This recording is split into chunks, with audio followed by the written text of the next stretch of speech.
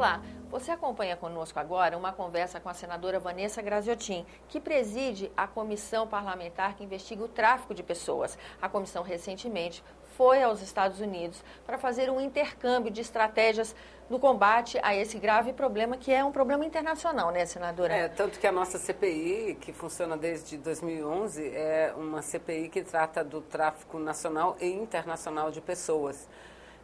Visto que em termos mundiais, ou seja, no âmbito das Nações Unidas, nós temos uma convenção, a Convenção de Palermo, que estabelece critérios e normas para que os países adotem medidas no sentido de frear, de enfrentar, coibindo, minimizando o tráfico internacional de pessoas, que é o crime que mobiliza, o segundo crime que mais mobiliza recursos no mundo, não é? Nossa, E que perigo, o primeiro do ponto de vista da invisibilidade, porque é um crime que acontece, mas é pouco visto. E em termos comparativos, como é que está a atuação das nossas instituições, autoridades, comparando com os Estados Unidos? Nós estamos bem, mal, muito atrasados? Olha, em alguns aspectos eu penso que o Brasil está mais avançado. Em outros aspectos, os Estados Unidos está muito mais avançado do que a gente. Em mesmo que nós porque, mesmo porque nos Estados Unidos ele é um país caracterizado como um país receptor, por conta de ser uma das nações mais desenvolvidas, mais ricas do planeta. É o império, ele recebe muitas pessoas. No passado eram muitos latino-americanos, a sua grande maioria vindo do México. Ainda é um pouco essa realidade, mas a Ásia mandando muita gente, não é? Então, ele, a princípio, tratava, e ainda tem muito esse problema, de acordo com relatos que ouvimos, os imigrantes de uma forma muito ríspida, muito dura e muitas vezes injusta, sem levar em consideração que grande parte dessas pessoas eram vítimas de tráfico, não é? Eram vítimas e aí passavam a sofrer uma segunda violência. Então, essa é um pouco da realidade. O Brasil não. Nós começamos enfrentando o problema no momento em que nós mandávamos, exportávamos pessoas para serem exploradas fora, do ponto de vista do trabalho forçado, da exploração sexual. E agora, muito recente, é que nós passamos a ser também um país receptor. Uma vez que o mercado de trabalho aqui Exatamente, se abre, né? Alcançando um grau de desenvolvimento que nós estamos, hoje nós podemos dizer que o Brasil, ele tanto manda quanto recebe pessoas. Pra você ter uma ideia, o nosso plano, uma política mais claramente estabelecida no Brasil, ela data de 2006, 2005. Nos Estados Unidos, data de 99 a 2000, ou seja, muito próximos, não é? E a Convenção de Palermo, no âmbito das Nações Unidas, que mostra da importância dos países enfrentar esse problema. Agora, para que o que existe em comum entre as duas nações, apesar de lá o problema ser bem maior do que aqui, é a invisibilidade. A invisibilidade. Nós achávamos que chegaríamos lá e ouviríamos muitos relatos de processos de ações, não. Lá acontece da mesma forma que acontece no Brasil.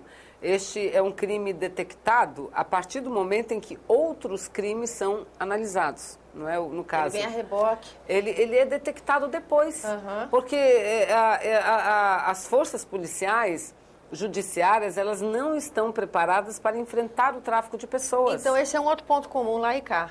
Exatamente, só que eles avançaram mais na mudança da legislação. Tem um Código Penal que o nosso é deficitário, deles é um Código Penal amplo, que trata de todas as formas e tipos de tráfico de pessoas. O nosso se resume, o nosso Código Penal, a falar de tráfico de pessoas, mulheres, para fins de exploração sexual. Fica uma atuação muito específica, muito e não específica. É só isso que acontece. Né? Nós temos um plano de enfrentamento elaborado pelo Poder Executivo, ouvindo a sociedade, com uma comissão interministerial, mas que não é uma lei. Lá eles têm uma lei que precisa ser revista, muito por conta dos recursos que são disponibilizados a cada 2, 3 anos. Nós aqui não temos lei, então nós chegamos aqui com um firme propósito de apresentar um projeto de lei. Eles acredito que também têm um bom exemplo no que diz respeito ao amparo das vítimas, não é?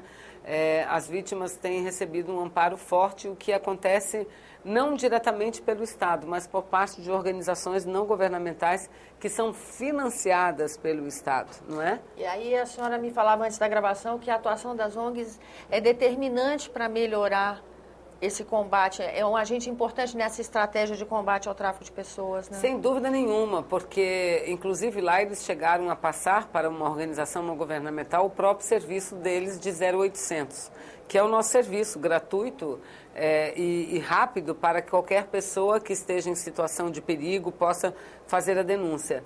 Como os Estados Unidos têm um histórico muito forte de repressão aos imigrantes, principalmente aqueles que vêm pelas fronteiras do México, as vítimas difícil ou raramente procuravam o Estado para denunciar. Aí eles decidiram terceirizar, passar para uma organização não governamental. Nós vimos lá os dados, a evolução das notícias crime, das denúncias, muito maior, porque... E aí foi nos dito, olha, nós temos uma entidade não governamental que cuida disso e que passa à vítima um maior nível de segurança, porque eles tinham medo até então de ligar para o Estado e receber uma nova repressão, não é? Então eles estão engatinhando nisso. As próprios casos-abrigos, eles têm lá de 3 níveis. Uma inicial, que é quando a pessoa precisa de uma casa emergencial, passa pouco tempo, uma intermediária e a outra seria mais uma política de ajuda do Estado até que a família, a pessoa se reabilite. A vítima desse tráfico, ela precisa então é um processo de reinserção na realidade que ela vivia antes de ser sequestrada, traficada, vamos dizer? Exatamente. Exige isso? Essa vítima precisa desse apoio? Muito, muito, muito, porque eu vou lhe dizer, essas pessoas traficadas, elas são traficadas para algum fim, não é? Ou para, como caso de criança, adoção, extração de órgão, ou os 2 casos mais comuns, trabalho escravo, trabalho forçado e exploração sexual. Tanto um quanto o outro são situações extremamente degradantes.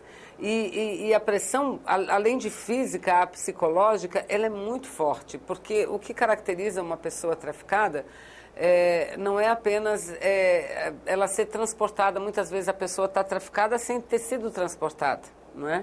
A gente fica com essa ideia do deslocamento, né? Não. Inclusive, nós precisamos fazer, e uma das reuniões nós tivemos em muitos ministérios lá, de saúde, direitos humanos, Departamento de Estado, de Justiça. Estivemos no Congresso norte-americano, conversando com deputados e senadores que trabalham diretamente nesse assunto. No FBI, tivemos nas entidades não governamentais, tivemos em alguns órgãos da ONU, na Unicef. Eu reputo como uma das melhores reuniões. Pegamos uma pessoa que é responsável pela questão do tráfico de pessoas e nos mostrou o quanto as crianças são penalizadas com esse crime, sofredoras, e o quanto eles esperam do Brasil, não é? Que o Brasil vá além daquilo que a Convenção de Palermo estabelece, porque somos um país que assume cada vez uma importância econômica, política, no cenário internacional cada vez maior. Então, a gente evoluir na nossa legislação é muito importante para que o próprio mundo evolua, não é? Para melhorar esses contatos que tem. Então, isso é muito importante.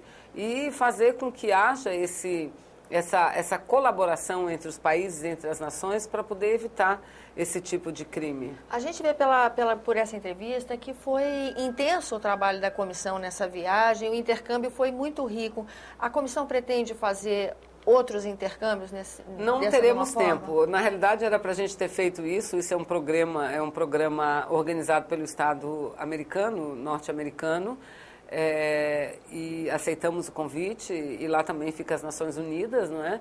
Fomos, era para termos ido em 2011, não foi possível, fomos agora. Mas o relatório, nós temos um prazo estabelecido por nós mesmos, na CPI, de apresentar o relatório em agosto. Até o mês de agosto, a senadora Lídice, que também fez parte da viagem, apresentar o nosso relatório. Eu penso que o que mais nos chamou a atenção, nós estávamos com uma visão muito firmes a respeito do que apresentaríamos quanto mudança na legislação brasileira.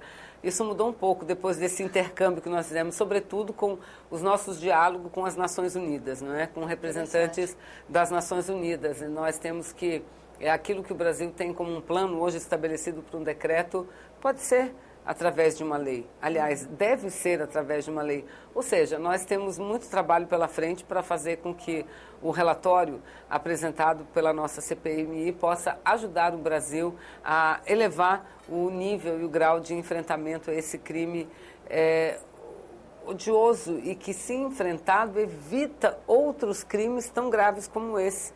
Porque se você enfrenta o crime na sua raiz do tráfico de pessoas, você vai evitar que pessoas sejam exploradas sexualmente. Já estanca outros Exatamente. problemas, com certeza. Senadora, muito obrigada pela sua Obrigada. presença aqui no nosso programa. E a você que nos acompanha, muito obrigada pela atenção. Esse é o programa Argumento. Eu sou Tânia Horman. E se você quiser entrar em contato conosco, 0800 61 2211, ligação gratuita, ou acesse www.senado.gov.br/TV.